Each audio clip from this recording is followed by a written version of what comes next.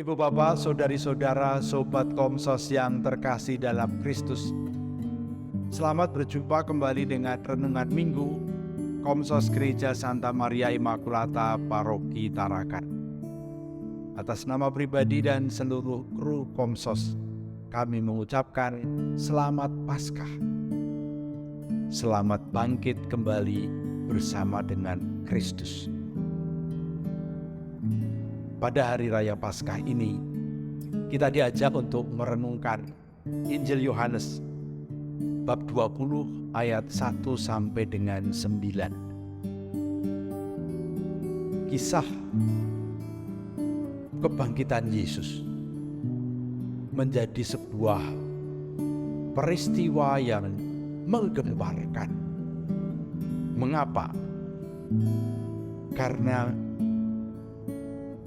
sebelumnya tidak pernah ada kisah mengenai kebangkitan. Yesus adalah satu-satunya tokoh agama yang mewartakan kebangkitan. Dia bukan hanya mewartakan, dia sendiri mengalami kebangkitan itu. Dan itu yang kemudian menimbulkan sebuah gagasan baru, keyakinan baru, harapan baru. Itu pertama-tama tumbuh di dalam orang-orang yang mengenal Yesus dari dekat. Yesus bangkit adalah sebuah pengalaman iman, adalah sebuah keyakinan iman. Dan tentu saja itu semua sudah dinyatakan, sudah diberitakan oleh Yesus sejak Yesus berada bersama dengan para muridnya. Itu sudah menjadi ajaran Yesus yang kemudian diingat oleh para muridnya, kemudian juga dihayati dalam kehidupan sehari-hari dan menjadi sebuah kepastian iman, keyakinan iman, bahkan kebanggaan iman. Mereka semula menganggap kematian Yesus itu merupakan suatu kehancuran. Kita ingat Lukas menceritakan dua orang murid yang pulang ke Emmaus dengan wajah yang muram. Guru yang mereka cintai, yang mereka ikuti, mati dalam keadaan yang mengenaskan. Dan itu adalah sebuah kutukan bagi orang zaman itu. Namun sesudah direnungkan, sesudah digali lebih dalam apa yang pernah disampaikan oleh Yesus kepada mereka, dua orang murid Emmaus itu menemukan perjumpaan yang membuat hati mereka berkobar-kobar. Mereka yang semula mau pulang kampung dalam kekecewaan, kemudian kembali ke Yerusalem. Mereka tidak lagi memperhitungkan jarak dan waktu. Mereka penuh keberanian dan juga sukacita karena menemukan pengharapan dan keyakinan yang baru. Yesus bangkit adalah sebuah pengharapan yang mereka rindukan, atau kalau boleh kita katakan dirindukan oleh semua manusia.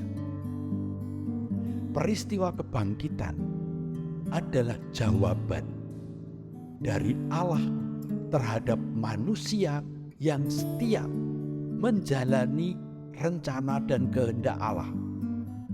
Rencana dan kehendak Allah itu tidak lain adalah mencintai manusia menyelamatkan manusia agar tidak ada satupun manusia yang hilang atau yang hidupnya sia-sia, yang hidupnya tidak berguna atau yang dibuang begitu saja. Allah tidak ingin ada satupun manusia yang tinggal di dalam kegelapan maut, kegelapan makam. Allah ingin semua manusia yang Dia ciptakan sebagai gambar dan rupa Allah pada akhirnya bersatu dengan Allah.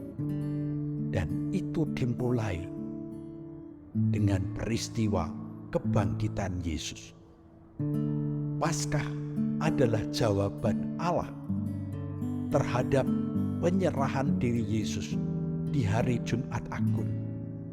Ke dalam tangan-Mu kuserahkan nyawa.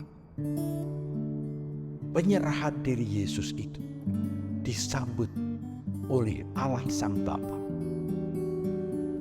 Maka kita semua yang mengikuti Yesus, yang percaya kepada Yesus, kita juga akan dibangkitkan bersama dengan Yesus atau seperti Yesus. Selama masa Prapaskah, kita sudah diajak untuk merenungkan bagaimana keadilan kita bangun terhadap seluruh ciptaan. Kita termasuk ciptaan Allah.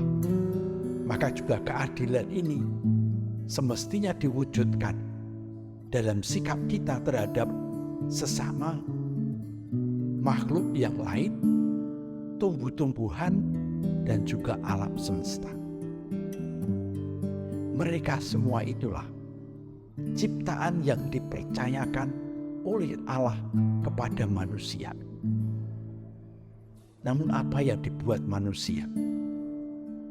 Manusia banyak merusak alam semesta ini.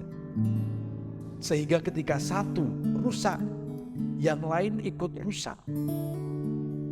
Dan tanpa sadar, kita pun terkena dampaknya. Perbuatan kita yang tidak adil terhadap binatang, tumbuhan, dan alam semesta akhirnya juga menimpa kita, manusia. Disitulah terjadi kemerosotan kemanusiaan. Padahal Allah menciptakan manusia sebagai mahkota seluruh ciptaan. Allah menciptakan manusia sebagai gambar dan rupa Allah yang diberi kuasa, diberi wewenang menjadi wakil Allah di dunia ini untuk mengelola seluruh ciptaan. Oleh karena itu, perayaan Paskah ini juga menjadi teguran bagi kita. Kalau kita ingin mengalami kebangkitan bersama Kristus dalam hidup yang kekal, maka kita harus kembalikan martabat hidup kita sebagai citra Allah, sebagai gambar Allah. Mari kita menjadikan diri kita sungguh-sungguh sebagai mahkota seluruh ciptaan. Mari kita menjadikan diri kita wakil Allah di dunia ini, yang dengan penuh tanggung jawab memelihara seluruh alam semesta, binatang, tumbuhan, dan alam sekitar kita, supaya akhirnya menjadi tempat yang membahagiakan. Kita harus bersikap adil. Inilah yang nanti akan kita bawa sampai akhir, sampai kepada kehidupan kekal. Sekali lagi, selamat Paskah, selamat menjalani hidup baru, bangkit bersama Kristus, membangun niat-niat baru, terlebih dalam bersikap adil terhadap sesama kita, terhadap ciptaan Allah di sekitar kita, terhadap alam semesta yang dipercayakan oleh Allah kepada kita. Tuhan memberkati kita semua. Amin.